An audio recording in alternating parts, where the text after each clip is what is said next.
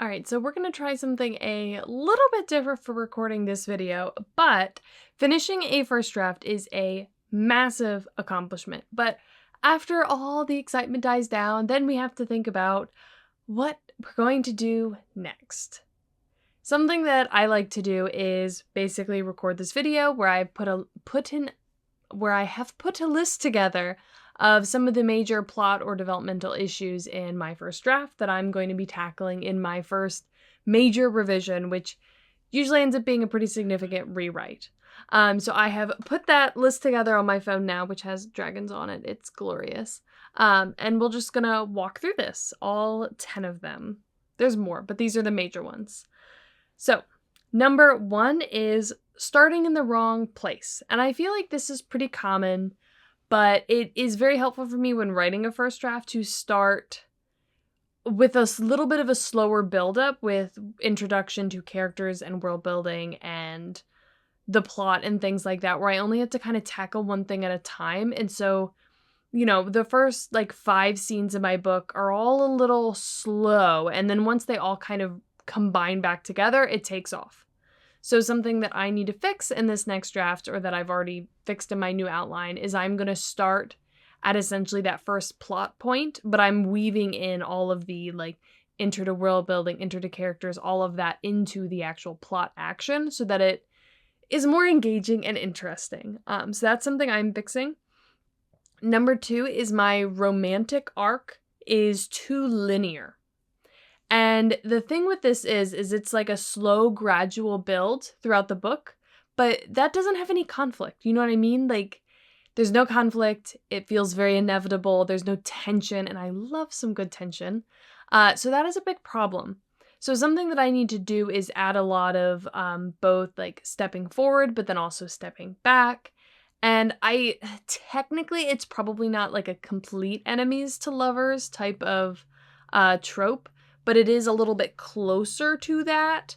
So there needs to be a lot more back and forth in the question of is this person a villain? Are they someone that's completely against my character's goals, or do they actually care about my character, and are they actually helping them with their goals? And I need a bit more of that back and forth as the reader's trying to figure out what's going on and understand the motives of the characters. There needs to actually be a mystery feel to it. And in first drafts, partially because I think it's just hard to keep track of where you are when you're writing, or at least it is for me. When I come back, then I can actually really get those back and forth pulls and really think about, in context of where it is in the story, what would be a good move to make that a little bit more complicated, add more tension, add some more conflict. So that's a big one. Number 3 is the background activities of my side characters are too vague. And I think this is not surprising given the way I outline, but there's little hints that I sort of hint to as I'm writing, and in my outline it was super vague too originally, but I'll sort of mention, oh, this character is sort of trying to do something, but you would never see any hints of that in reading it, where I've now I've sat down and charted out what exactly is this character doing when he's not on page, right? What is he trying to do? What is he failing? And then I look at the outline and what we are seeing from the main character's point of view. What are some opportunities to kind of weave in hints for that? So that even though it's not, being shown directly, you can look at it and be oh, he's sort of doing this, and you can sort of connect the dots and feel like the characters are living their lives even when they're not directly in front of you on the page. And I think that's something that is a big later draft thing to work on, for me at least. So then number 4, the emotional journeys are a bit too on the nose. And again, in the first draft, you're still trying to figure it out. You're trying to understand the emotions and the emotions of your characters.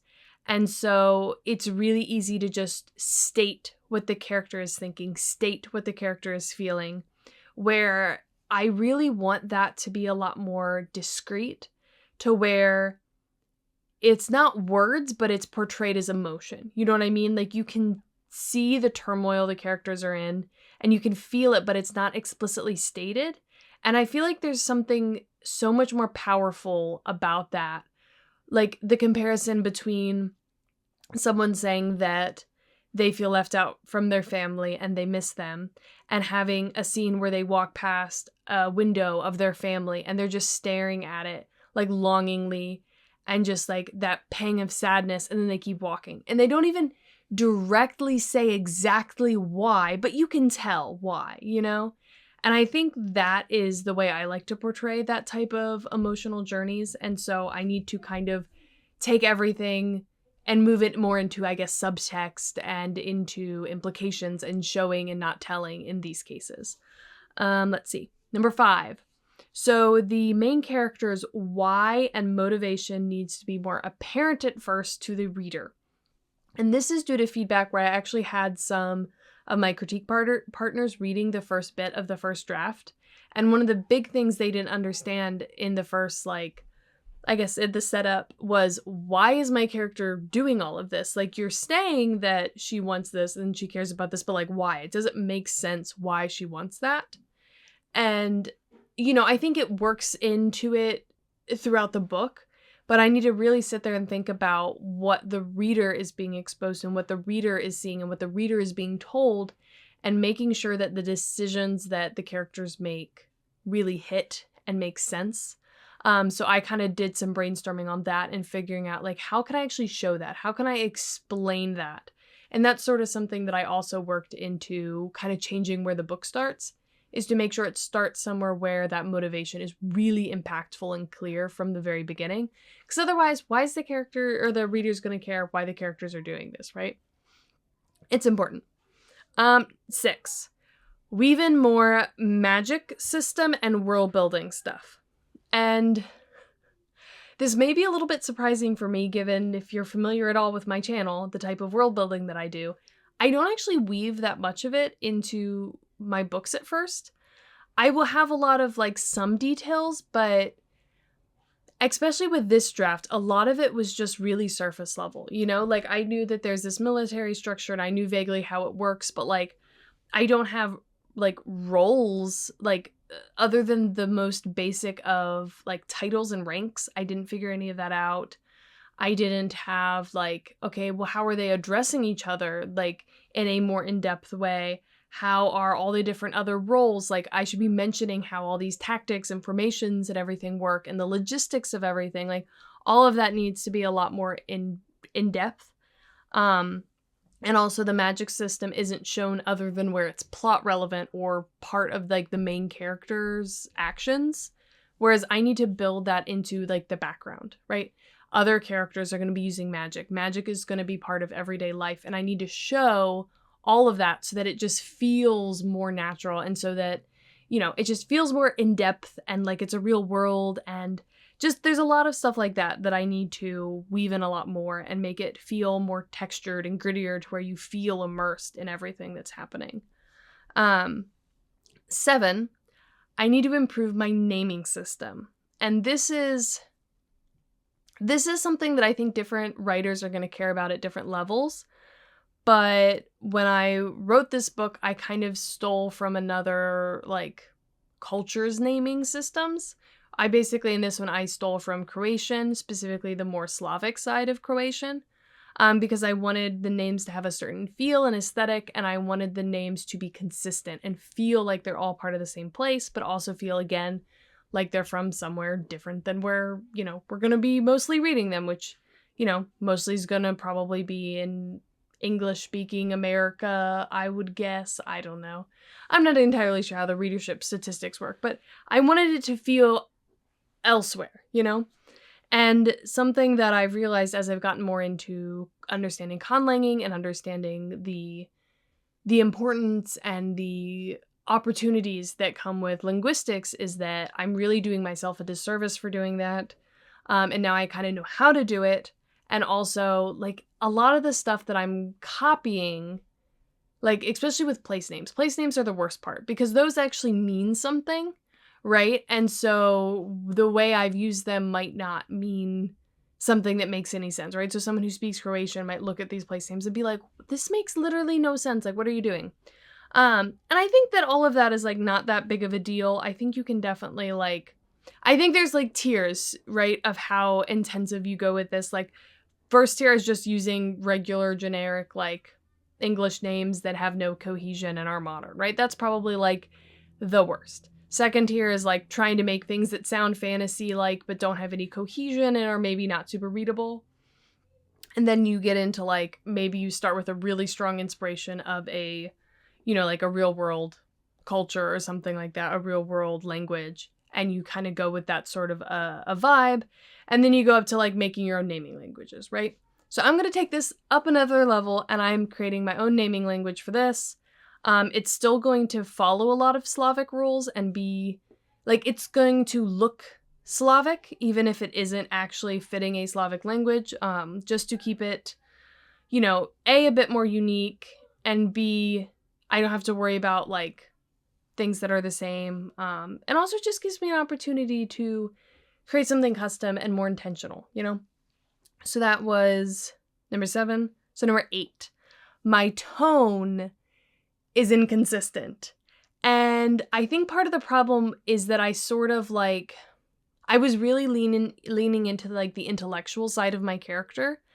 And this sort of like the tone of the world building, less so than like the society.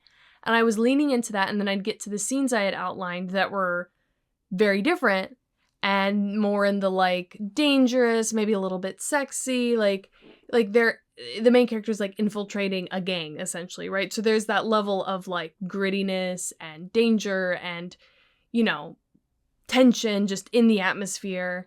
And it's just so sharp of a difference. Anytime I got to outlining one of those scenes, I would outline it like that or write it like that. And then it just would feel so weird going from scene to scene. So I need to go through and make that consistent throughout. And I'm going to find a little bit of a middle ground where some of the scenes I had planned where I'm like, oh, and this is going to be crazy. I'm going to tone it down a little bit and make it fit in a little bit more. But then I do want that danger. I do want a little bit of that. Sexy isn't quite the right word, but sensual maybe vibe a little bit more throughout the book. So I'm going to work on that, and I have some notes throughout my outline for different scenes that kind of need to move in different directions. And I'm sure that's something I'm going to be tweaking every draft until I'm done with it, but this is going to be a big push in this draft. The next one is 9, too much transition and setup in my scenes. I won't be able to fix this too much in this draft, but it's going to be something I'm going to be like tweaking. And this is something that I had as a problem before in previous books, but my scene structure is always a little bit messy because I feel like I do a lot of preamble to get myself into it, where I need to mentally get myself into it and figure out where everything is and how everything's set up, and I have to do that through writing it. But then once I go through revisions, I'm like, okay, well, I could literally just delete all this, replace like one line here, and then it's like way better, right? So I just need to do that, tighten it up, remove the fluff, take out things that don't need to be there. I think that's a pretty common first draft problem. Both with that and then adding things that need to be there. There's a lot of swapping of word count. 10, need more satisfying scenes that are just there to be satisfying. And these aren't like purely like fan service. These aren't purely like there's no plot purpose to them at all. But the way I plotted this book was so tight in terms of the scenes that I was actually showing, that there's so many moments where I was reading it through and I'm like, oh my gosh, it would be amazing to see this. This would have so much emotional impact. And I just skipped to the next scene. Like, there's this one scene, I'm not gonna like give you specifics, but this character has been trying to figure out how to like push back at the gang and deal them like a super serious hit and set them back. And she has this idea of how to do that, how to deal them a massive blow.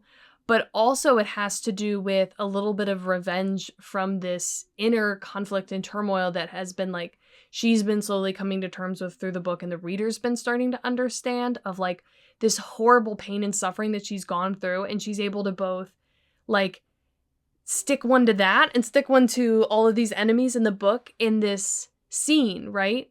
And from a plot perspective, like she decides to do it and then we're dealing with the aftermath of it. From a plot perspective, like, yeah, sure, like, we know she's gonna do it, she does it, there's no conflict there in her, like, doing it, right? She just does it. so we don't need to see it, and then we move on. But that scene is gonna hit so hard. It's gonna be so satisfying to read and just to be like, yes, like this is why, we're rooting for this character. This is why, we're following this journey, and just to really, the payoff, right? The payoff of it, I think is gonna be really good. And there's a couple other scenes like that that are a little bit less like crazy intense. Like obviously this needs to be there. Some of them are a little bit smaller, like, okay, this friendship has finally come together. Let's show them actually like being friends, and the shenanigans that come along to that, like the type of scenes and books that you read and you're just like smiling and you're like, this is awesome. I think it's important for every scene to have a purpose, but something that I had sort of lost through the time period where I was sort of outlining this was that sometimes that purpose can just be to enjoy it, right? Like if it's going to be something that the reader's going to love, if it's going to be like not slow anything down, like, but if they're going to read it and be like, yes, and they're going to love it, we're entertaining people. We're telling stories, right? So I think that's important. But yeah, those are the 10 things that are major developmental issues with the first draft of my book that I'm about to start revising. I will link here or show here the last one of these I did, 10 plot problems for my first draft, or I can't remember exactly what it was, but I'll show it here and you can go watch that if you haven't already. But other than that, I'd love to know down below if you have any major plot problems that you typically have. And yeah, I'll see you in the next one.